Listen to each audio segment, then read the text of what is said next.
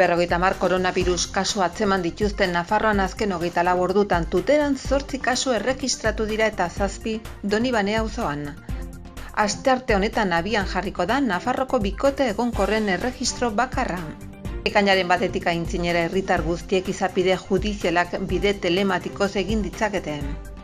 Beste herrialdi batzutan jaiotako Nafarrak 100 bos hazi ziren 2020an 1613 persona gehiagorekin. Landa Garapenak Nafarroa Gaz kanpaina abian jarri du tokiko produkturen kontsumoa bultzatzeko. Larrialdiak helikoptero bidez kudeatzeko mugaz gaindiko proiektua 2022ko ekainara arte luzatu du bere jarduera. Nafarroan erretzaileen 100koak behera egin du 3 urtetan eta 118an kokatu da. Nafarroko sozialistek hizkuntzen ofizialtasunaren aurka bozkatzea kontseiluaren iritziz ulertezina da, izan ere Madrilen sozialistek onartutakoarekin berdin-berdina da. Nafarroko gobernuak eta Dindaia Fundazioak aisialdiko eta denbora libreko jarduerak euskaraz eskaintzeko hitzarmena sinatu dute. Berdintasunerako institutuak antolatutako programa batek informazio arloko 74 profesional genero ikuspegiko komunikazioan trebatuko ditu. Iruñeko udalak sare sozialetan animazio irudien bilduma bat argitaratu du Yamaguchi hiri senidetuarekiko kultur harremanak indartzeko. Teresa Katalan konpositore eta ikertzaileak kulturaren bianako printzearen 2021ko saria jaso du. Maria Ordoñez eta Joseba Larralde izan dira Berroetako 4. mendi maratoi erdiaren garaileak.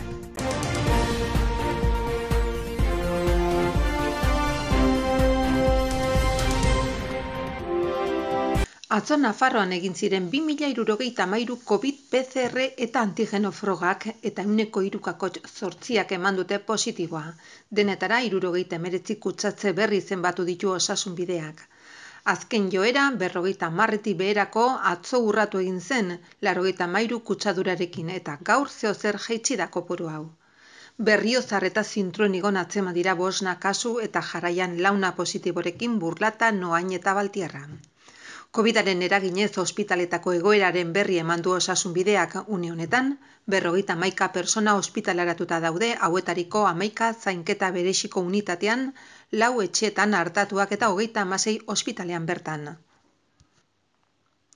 Bestetik azken 24 orduotan 74 ikasle sartu dira konfinamentuan, hoiekin 649 ikasle daude bakartuta, 100,05. 24 ikastetxe ezberdinetako 34 ikasgeletako kideak daude konfinatuta.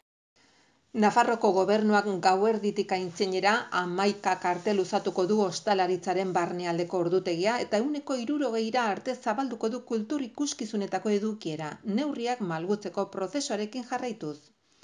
Aldaketak osasun kontseilariaren foru aginduan jasota daude, zeinek aurrekoaren atal batzuk aldatzen dituen bere indarraldia mantenduz, ekainak 3 arte urabarne. Hasiera mailakatua eta kontrolaturako bide horrian xedatzen da sektore eta jarduera ezberdinetarako foru komunitateko koronavirusaren egoera epidemiologiko eta sanitarioaren arabera. Osasun departamentuaren esanetan, malgutasun berri hontarako arrazoia da, foru exekutiboa garatzen ari den sektore arteko eta departamentu arteko lan itzela logikoki kontuan hartuta etengabe kontrolatu beharreko pandemiaren eboluzio epidemiologiko eta sanitarioa. Arau berriaren aldaketa nagusiek barne hartzen dute lehenik eta behin ostalaritzaren barnealdeko itxiera ordutegi maximoaren aldaketa, zein gaurtik izango den 10 11 edapen honek halaber ospakizunetarako erabilera anitzeko eremuen, bingoen, joko eta apustu aretoen eta olgetarako diren establezimenduak eragiten ditu. Gastronomikoi dagokionez, entitate hauek garatu dituzten jarduera ezberdinek zein maiatzaren 21etik ordutegi eta aforo mugatuekin zabalik dauden, osasun neurri bereziak bete beharko dituzte foru aginduak jarduera mota bakoitzerako ezartzen dituenak. Goxoki saltzaile, etxabe, logela eta bar bezalako lokalek agerikoa denez itxita jarraituko dute. Bestetik foru arauak kultur sektoreko ordutegiak ere aforoak malgutzen ditu, osasun departamentuak sektore honekin bilera ospatu zuen. Esparru horretako egoera aztertzeko ala nola, egungo eta uda garairako protokoloak eta neurriak zehazten joateko.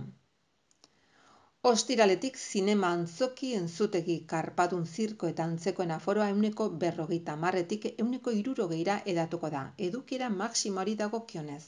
Aldi berean, barnealdeko aforo 32 urteko gizonezko bat hilda bart Iruñan, Baiona etorbidean auto batek harrapatuta, udaltzaingoak ohar batean jakinarazi duenez. Harrapaketa goizeko 12:04 gertatu da. Autoaren gidariak 26 urteko gaztea ihes egin du, baina handik gutxira atxilotua izan da. Aipatutako etorbidetik zihoan auto batek oinezko harrapatu du, Martin Azpilkueta kalearen parean, semaforoz erregulatutako zebra bide batean. Autoak aurretik eraman du gizonezkoa. Nafarroan erroldatutako atzerrian jaiotako biztanleen kopurua 1,5 hasi zen 2020an, Espainiako Estatistika Institutuaren datuen arabera. Hazkunde hori oso txikia izan zen aintzineko urtekoekin alderatuta eta atzerrian jaiotako eta foru komunitatean erroldatutako persona kopurua 108.172 izan zen. Datu horiek adierazten dutenez, Nafarroko biztanleria guztira 661.023 da, eta atzerrian jaiotako biztanleen tasa dagoeneko nazionalitatuta daudenak barne 1,6,36 da. Espainiako Estatistika Institutuaren datuen arabera 2021ko urtarrilaren batean, Nafarroan beste herrialde batzutan jaiotako 108.172 persona bizi dira. Koronabirusa pandemiaren ondorioz urtebete balaztatuta eman ondoren. Nafarroko suhiltzaileen erreskate teknikoko taldeak GRT Iruñetik gertu arroila jaitsiera egiten den 3 arroiletan erreskate taldei informazio ematen dieten zenbakizko adierazlea jarri ditu. Istripua gertatuz gero, operatiboa non eta nola egin jakiteko. Ziazki, Diablozulo, Elon, Lizebar eta Artazul, biak artetan Olaranen, sakanetako hormak ekipatu dituzte, zenbakizko adierazlea duen txapa batekin. Modu horretan istripua izaten duen personak zenbaki hori jakinarazi ahal izango dio erreskate taldeari eta horrela operatiboak azkar jakingo du zauritutako persona sakanean non dagoen eta zer nolako maniobrak egin behar dituen. Orografiaren ezaugarriak airez atera daiteken, maniobrak lurrez egin behar diren, komunikazioen kalitateak eta zenbat erreskatatzaile behar diren. Era horretan erreskatea eraginkorrago izatea espero da, zalantza murriztu, erantzuteko denbora laburtu eta esku hartzen duten personen arriskua ere gutxiagotzen baita. Azken hilabetetan suhiltzaileen zerbitzuko GRT agenteek prebentzio lan hori egin dute, lekua ezagutuaz eta rappel tarte bakoitzarekin loturiko informazioa bilduaz. Txapak jarrita asmoa da, sakanetako edo rapeletako jarduera egiten dutenek adierazlea memorizatzea, horri esker erreskate taldea zehaz-mehaz joango baita leku horretara. Nafarroan jaitsiera edo rapeleko jarduerak egiten diren 70 bat sakan daude. Zailtasun maila ezberdinak dituzte eta erreskate baterako ekipamendua jartzea beharrezkoa da hoietan. GRT lanean aritutako 3 sakanak gehien erabiltzen dituzte modalitate horiek praktikatzen dituztenek. Iruñetik gertu egotzeagatik eta duten zailtasunangatik. Prebentzio jarduera ebaluatzeko prozesua jarraitu ondoren, Nafarroko suhiltzaileek erabakiko dute foru komunitateko beste paraje batzuetan ere pixkanaka antzeko zerbait egin daiteken. Erreskate teknikoko taldeko kidek jarduera horiek egin ohi dituzte eta ekimena proposatu zuten duela hilabete batzuk Italiako iparraldeko zenbait parajetan ikusi ondoren. Horrela, suhiltzaileen zerbitzuko arduradunek egon daitezken erreskateei aurre hartzeko prebentzio lan hori egitea onartu zuten. Eta Espeleologiako Federazioei proposatu zitzaien eta arduradunek balorazio positibo ez ezik ekarpenak ere egin zituzten. Erreskate teknikoko taldeko kidek sakanak gainbegiratu dituzte, telefono estaldurarik badagoen egiaztatu dute eta georreferentziako puntuak badauden edo satelite bidezko komunikaziora jo behar den aztertu dute. Halaber, inguru horretako istripuen historikoa eta erreskate maniobrak aztertu dituzte. Informazio osoa esku artean izan da prozedura bat garatzen da eta bertan jarduteko protokoloa beharrezko materiala eta helikopteroz joateko Herritarrekiko harremanetako departamentuak lankidetza jarduerak garatzen dituzten toki erakundei eta entitate sozialei zuzendutako 40.000 euroko diru laguntzak deitu ditu 2021eko ekitaldian Nafarroaren eta Frantziako Pirinio Atlantikoetako departamentuaren arteko mugaz gaindiko harremanak garatzen eta indartzen laguntzeko.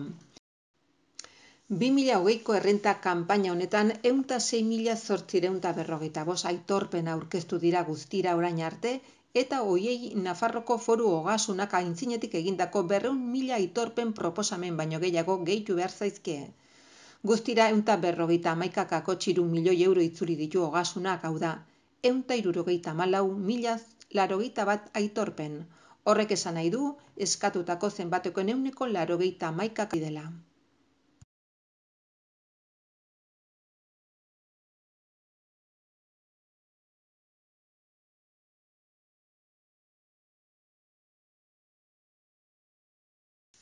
Nafarroko Auzitegiko lehen sekzioak 11 urteko gartzela zigor ezarri dio Iruñerriko gizaseme bateri sexu abusu delitua jarraitu egiteagatik. Izan ere, birritan ukituak egin zizkion haren neska lagunaren 8 urteko alabari.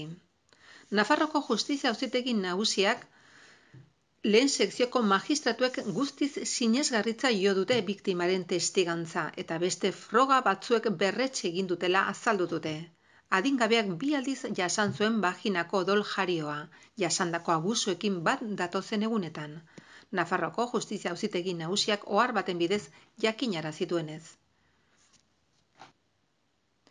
Espetxe zigorraz aparte, 57 urteko auzipetuari 8 urteko zaintzapeko askatasuna ezarri dio auzitegiak eta 300 metro baino gutxiagora hurbiltzeko eta 12 urtez komunikatzeko debekoa ezarri dio.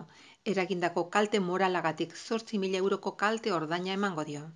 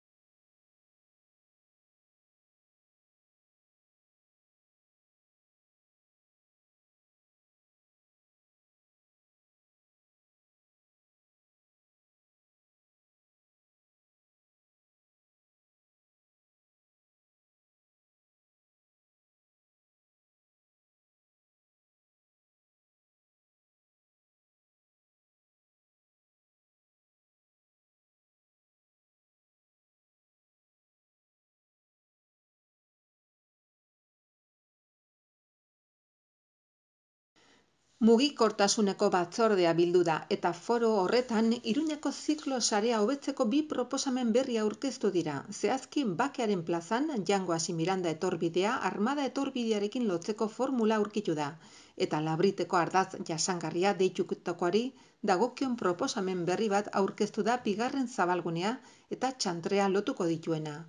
Amaia kaletik Irunberri kalera doan trazadura batekin Bergel kalea, Labrit aldapa eta Magdalena zeharkatuz.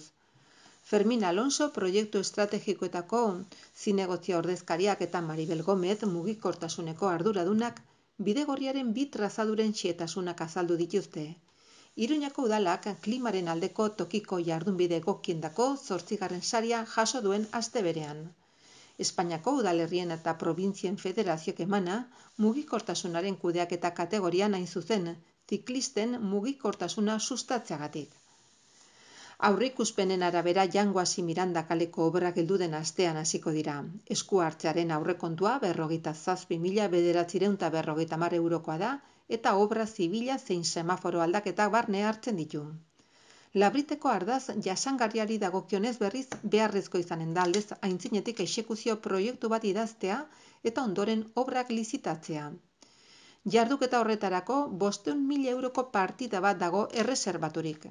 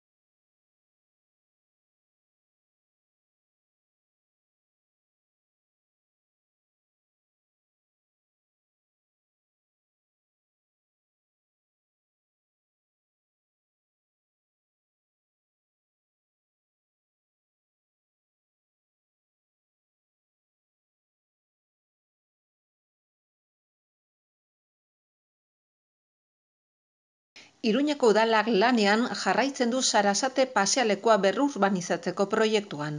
Aurreikusitako eraldaketa gune ireki eta irisgarria sortzeko hirigintza kontzeptutik abiatuta jorratzen ari da alde zaharraren eta zabalgunearen arteko komunikazioa eta iragazkortasuna ahalbidetzeko. Azken batean, xedea da espazio horren tradizio historikoa eta 21. mendeko berrurbanizazio baten hobekuntzak uztartzen dituen egonleku bat sortzea herritarrentzat. 3 proposamen hautatu ziren Sarasate pasealekua eraldatzeko 2019an egin zen idei lehiaketan. Ramon Garitano, Zapateando, Luis Beriain, Sanzolen, ZIP proposamena eta Ulargiren eta Asociados Arkitektos zen pasealeku bat 3 plazarekin proiektuak apustu egiten zuten eremua oinezkoena bihurtzearen alde eta zirkulazioa zabalgunetik gertuen dagoen aldera aldatzearen alde. Bai eta foruen monumentuaren balio handitu eta pasealekuaren lotura ondoko eremu eta kalekin handitzearen alde ere.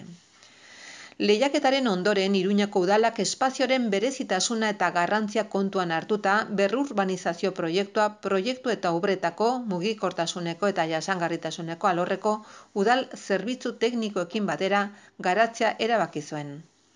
Halaber, eremu eta ondoko kaleak aztertu ondoren Alondiga, Binkulo, García Castañon eta Fernández Arenas Lizarra kaleraino zabaldu da jarduketa eta horrela oinezko izaera lehenetsiko duen gune zabala sortuko da. Iruñerriko mankomunitatea elkarlanean arituta jarduketak hartzen dituen kaleetako sareak berrituko ditu.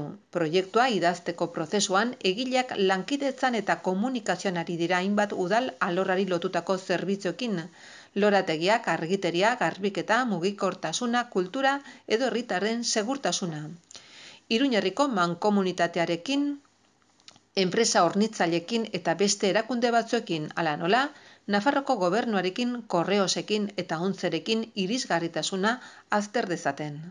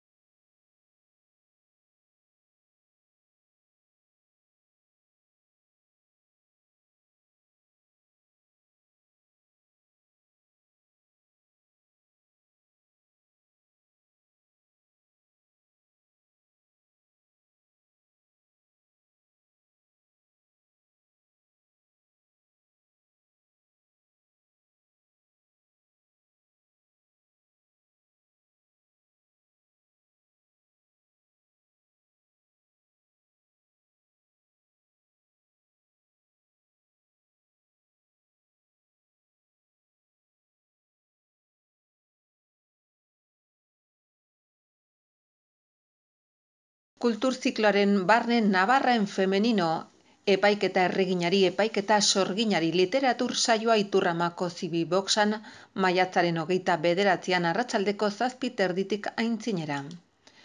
Historian emakumeok etapa guztietan falta gara. Historia sexu bakar batek eta batentzat idatzita baita, gizonezkoek idatzia alegia. Historia bestelako ikuspuntutik idaztea du helburu ekimenak, emakumezkoen ikuspuntutik. Nafarroko 4 emakumezkoren izenak ahanzturatik erauzteko eta emakumearen eginkizunaren balioa nabarmentzeko historiako 2 etapatan. Lehen ekitaldian Blanka bigarrena Nafarroko tronuaren oinorde Monkadako dorrean dago, bere aitak eta aizpak agindurik, Juan bigarrenak eta Leonor Nafarrokoak agindurik, bere anaiaren heriotza ilunaren ostean.